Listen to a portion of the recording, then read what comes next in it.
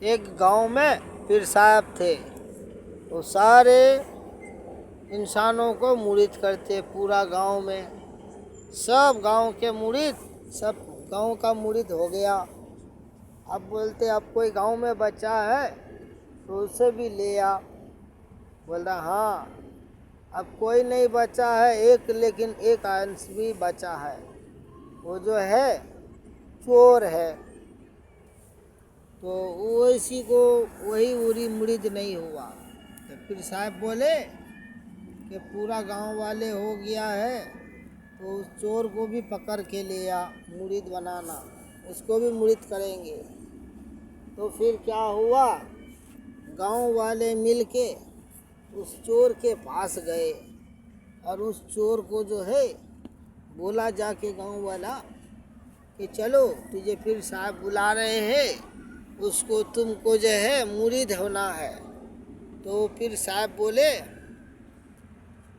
گاؤں والے کو بول دیے. گاؤں والے نے جا کے اس کو بولے کہ چل پیر صاحب جو ہے تجھے مرید کرے گا اور تجھے مرید ہونا ہے. تو چور نے جواب دیا میں تو چوری کرتا ہوں، تو میرا کوئی بھی مرید ہوگا میں مرید ہو پاؤں گا، میں چلنے پاؤں گا، میں نہیں جاؤں گا، میں مرید ہونے نہیں جاؤں گا، تم لوگ کر لو. تب بولا تو پیر صاحب کو جا کے بولنے لگے گاؤں والا مل کے کہ پیر صاحب مطلب جو ہے وہ جو ہے مرید ہونا نہیں چاہ رہا اور وہ آنے نہیں چاہ رہا مرید ہونے کے لیے.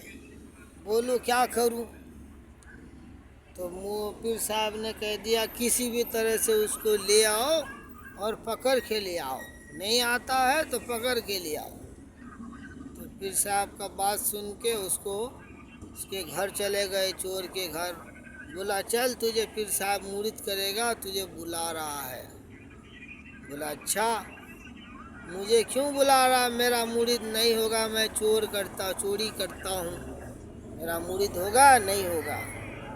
بولا وہ سب تو پیر صاحب کو سنانا، ہم کو مت سنا. ہم لوگ کو بولا ہے تمہیں لے جانے کے لیے، تم کو جانا پڑے گا. تب آپ چور کہتا ہے چل پھر چلتے ہیں. پیر صاحب جب بلا رہا ہے تو جانا پڑے گا. تب وہ چور چلنے لگے، آئے پیر صاحب کے پاس. پیر صاحب کو بولا ہاں بابا میں تو چور ہوں، میں مرید ہو پاؤں گا، میں مرید نہیں ہو پاؤں گا. تو چور نے بولا ابے تو مرید تو ہو